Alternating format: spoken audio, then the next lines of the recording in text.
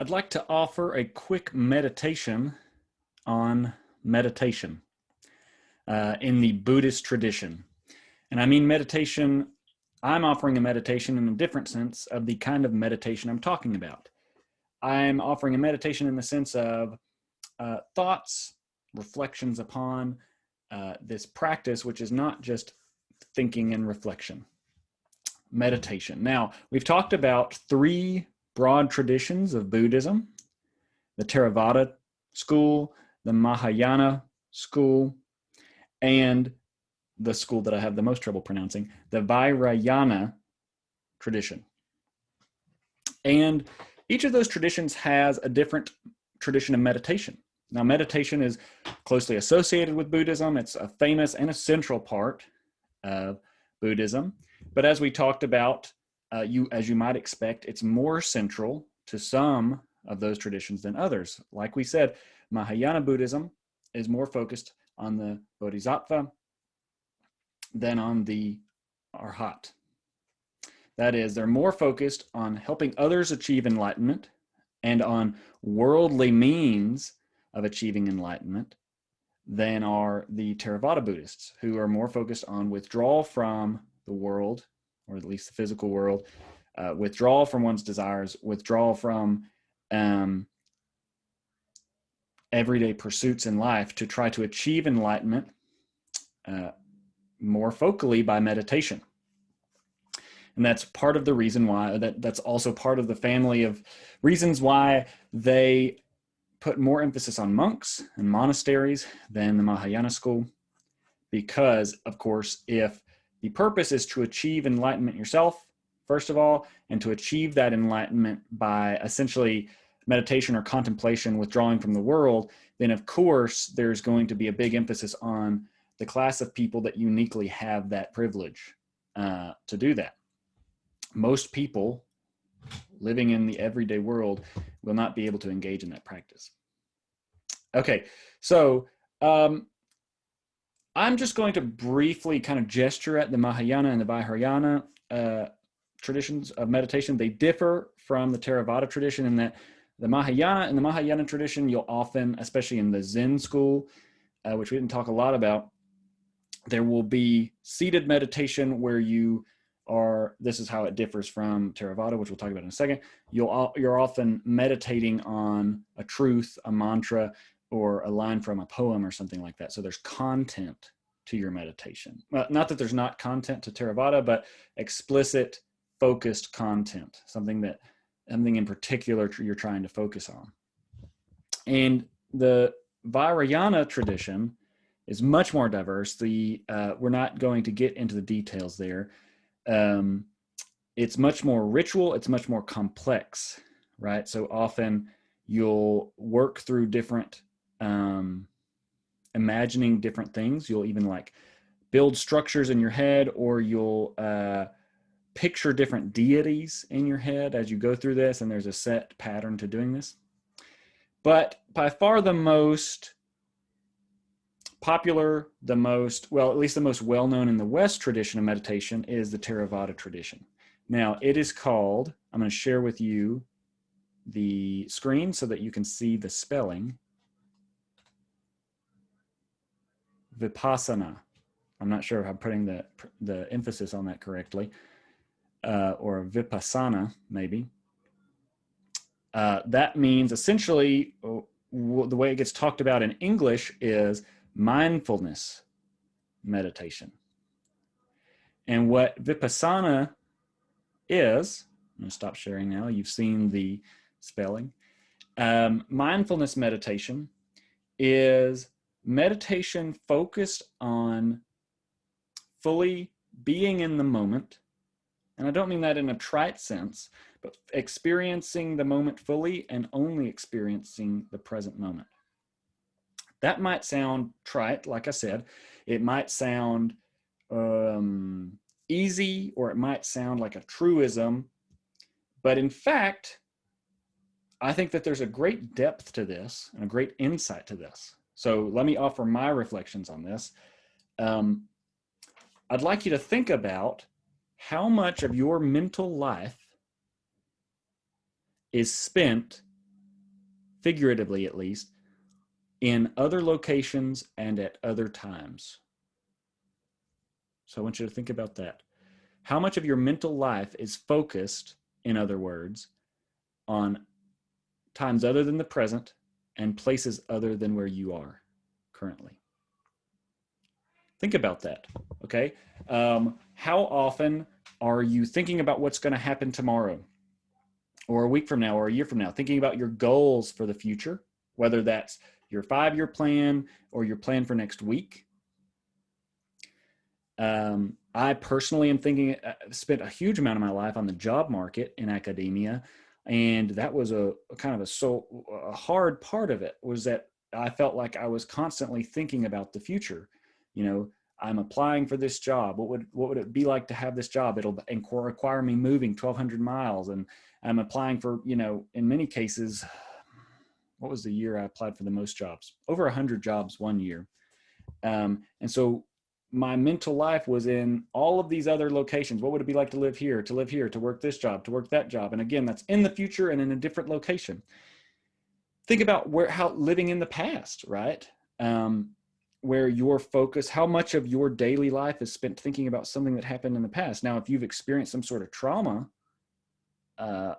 that's probably a lot more of the time for you. How much of that is explicitly focused on an event in the past? How much of your mental life is just vaguely haunted by an event that happened in the past, whether or not you're explicitly focused on it?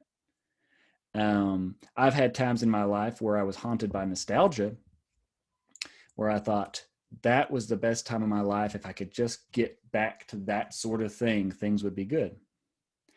Or maybe more mundanely, where you're wronged by someone hurts you or wrongs you in some way, and you just can't get over it. For me, that most usually manifests in anger. I am indignant that someone would do that to me, and I'm thinking about what I should have said, what I would have said if I'd had more time to think about it, or that sort of thing. I'm thinking about how horrible it was. Let me give you an example.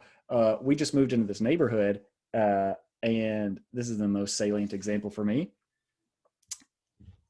Very soon after we got here, we got a letter from a neighborhood association. Now, a neighborhood association is not a homeowners association. We did not want a homeowners association.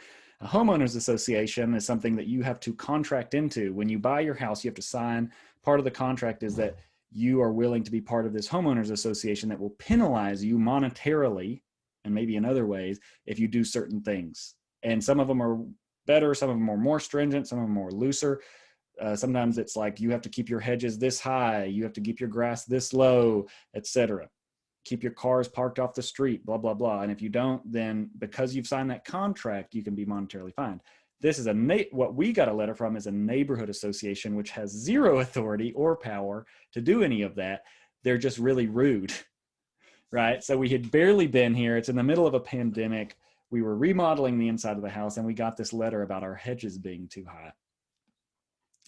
It's weird. So essentially what a neighborhood association is a couple of people with sticks up their butts who patrol the neighborhood and then send out mean letters. They have zero authority. So we're not even in that nice of a neighborhood. It's just, if you live in a neighborhood with someone with a stick up their butt, that can happen. So that kind of pissed me off. And then eventually somebody, we don't know if it was the same person or not, reported us to the city because a dead tree in our front yard fell over. I was out there chainsawing it up. It sat there after I chainsawed it up for maybe a few weeks or something like that. Anyway, this is a long story all to say. They called the city on us. The Cleburne Marshal came to our house and gave us a notice that if in 10 days the tree was not gone, we would get fined. So anyway, you can tell I'm still a little pissed about it. Anyway, it pissed me off.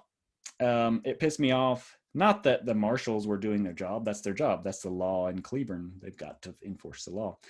It pissed me off that one of my neighbors would not give me the benefit of more than a few weeks to get a whole tree out of my front yard after I had already started cutting it up. Anyway, you can see the emotion is still there.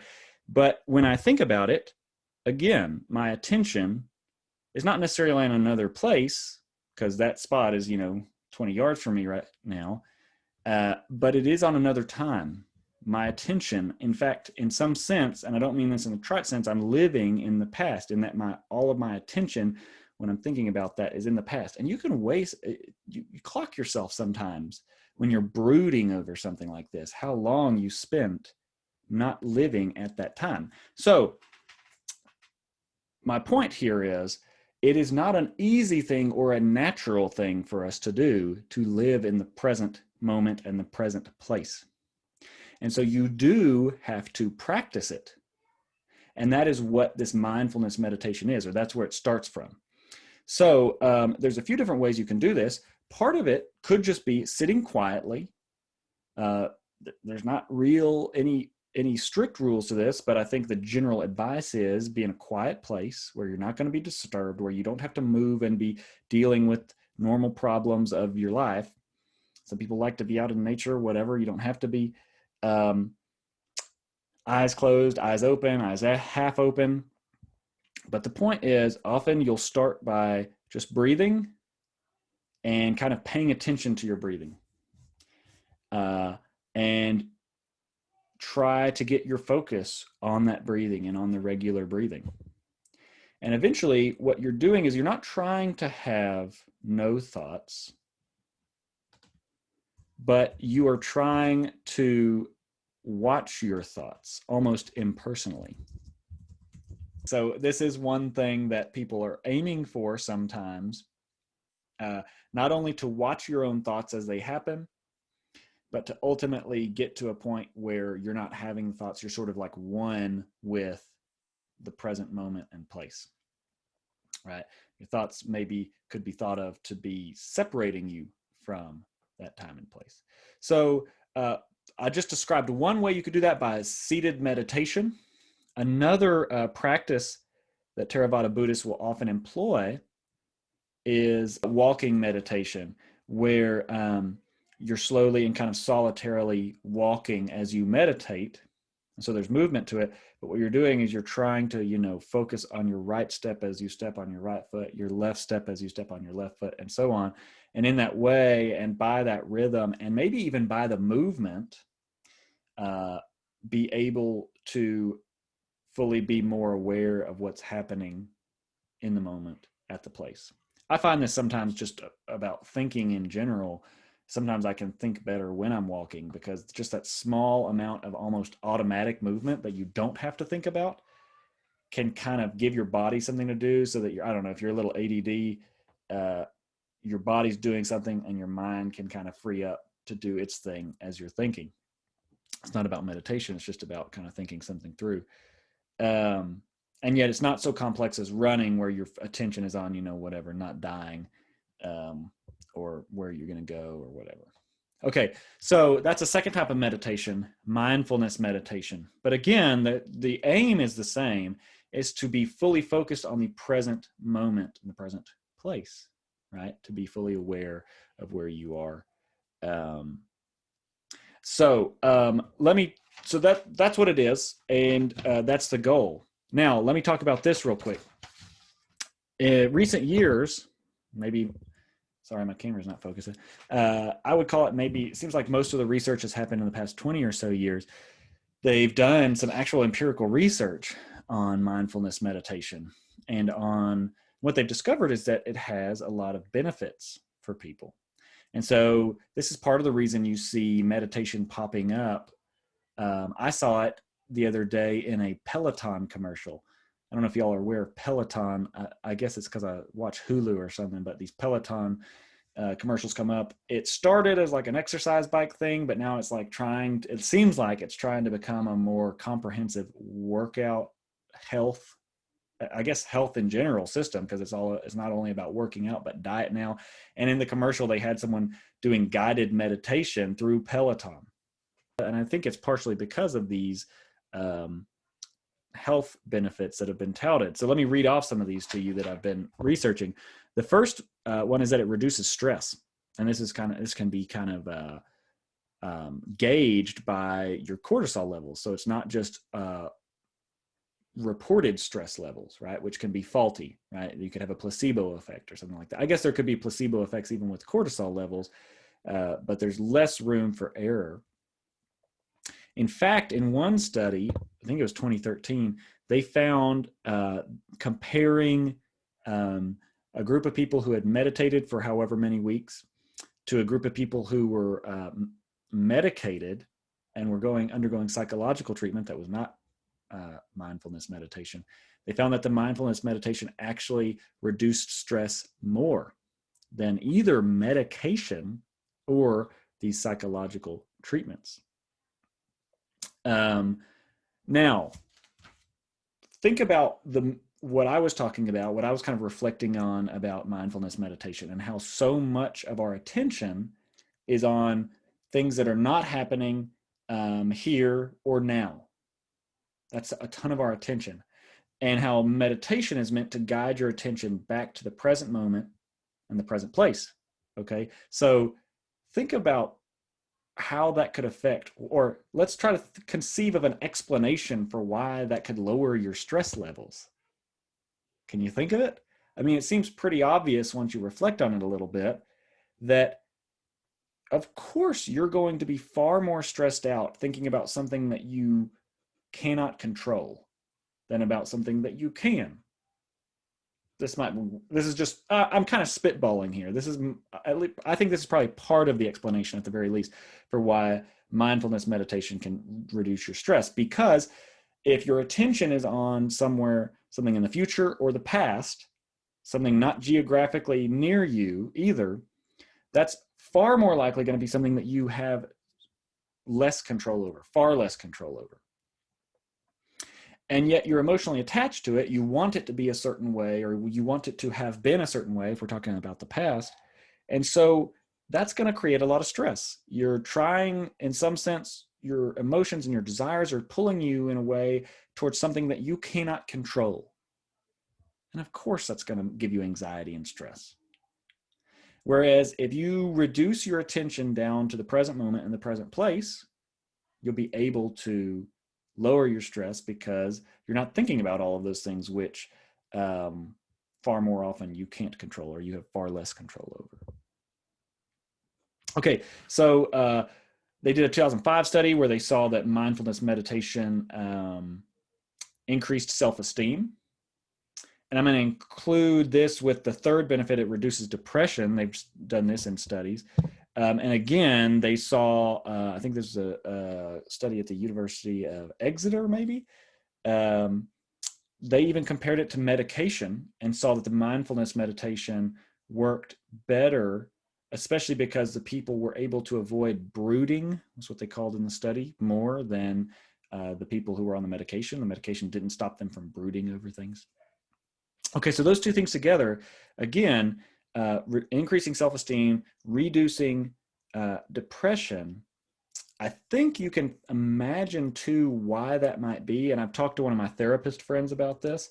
And I think this is part of what he touts as a benefit of mindfulness meditation. Essentially, I guess, this might be a little controversial depending on the school of psychology you adhere to if you're a therapist. But we're basically in therapy terms doing lots of self-talk all the time. There's basically, you could talk about it as a voice in your head that's kind of it's you essentially telling yourself certain things about yourself, right? And you could call them maybe stories you're telling yourself about yourself, frames that you're fitting yourself into. And it's usually unconscious as we walk throughout the day. If this sounds weird to you, maybe engage in a little bit of reflection or meditation, and you'll probably start to see yourself doing it more, right?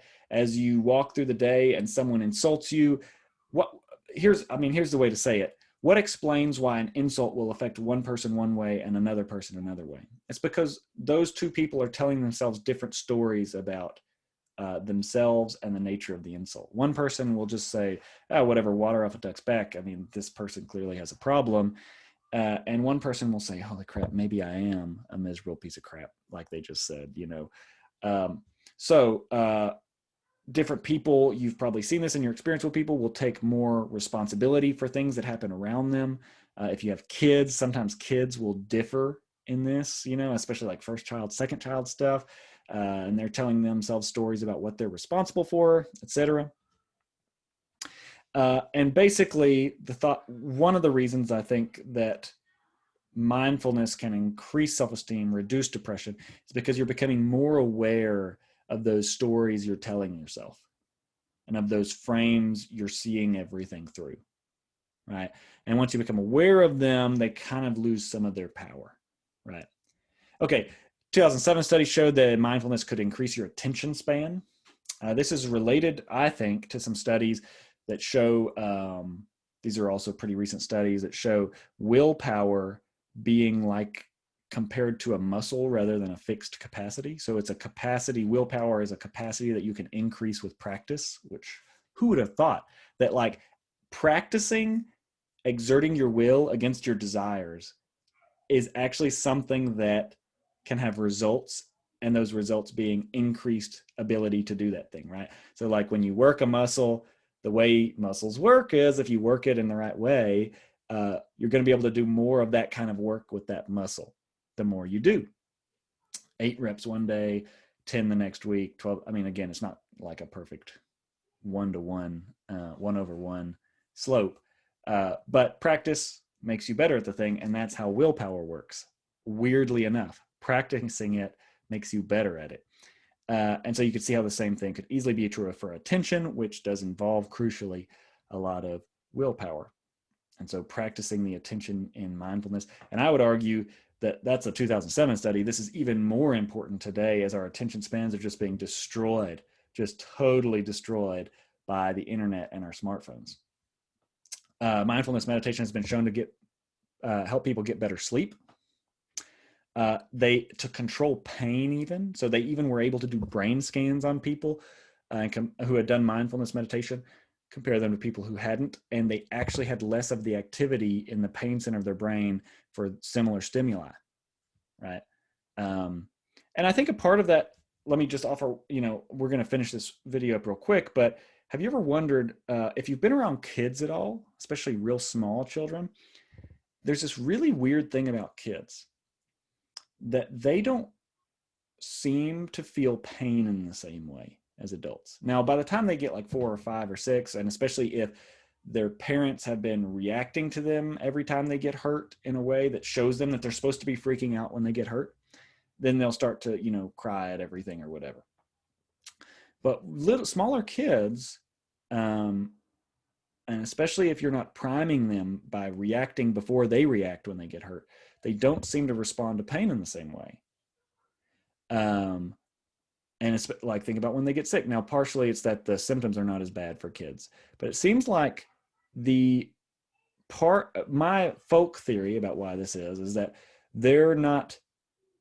what's happening is that they are not anticipating the pain, right? So they're not tensing up. They're not making it worse in their own minds before they feel the pain. They don't know that it's coming off. And think about that first time the kid goes to the dentist. It's not as bad as the second time, right? Okay, so mindfulness helps you to actually feel pain less intensely and to control your mental ability to deal with pain. And finally, it improves your memory, apparently, demonstrably. So now, I'm not trying to sell you on mindfulness meditation. It's not something that I even really regularly practice. I just think it's interesting. And at the very least, I'm giving you an explanation for why this has kind of, if you've been in the world for a while, more than a little while, you'll have seen this kind of blow up in recent years, maybe over the past 5 or 10 years. And this is part of the reason why. And part of the reason why is just the continued spread of, globalism and the spread of ideas broader and more thoroughly. Even though Buddhism has been spreading in America for well over 100 years, but it's kind of spreading more and more. Okay, that's where we're going to end this video. We talked mostly about mindfulness meditation. It's not only its purpose and why that's not a totally or a totally easy or attainable purpose, and why it might be a good thing to achieve, some benefits that it empirically has, and then my sort of folk speculations on why it has those benefits. well, I'll call them educated guesses on why it has those benefits. All right. We will talk to y'all later.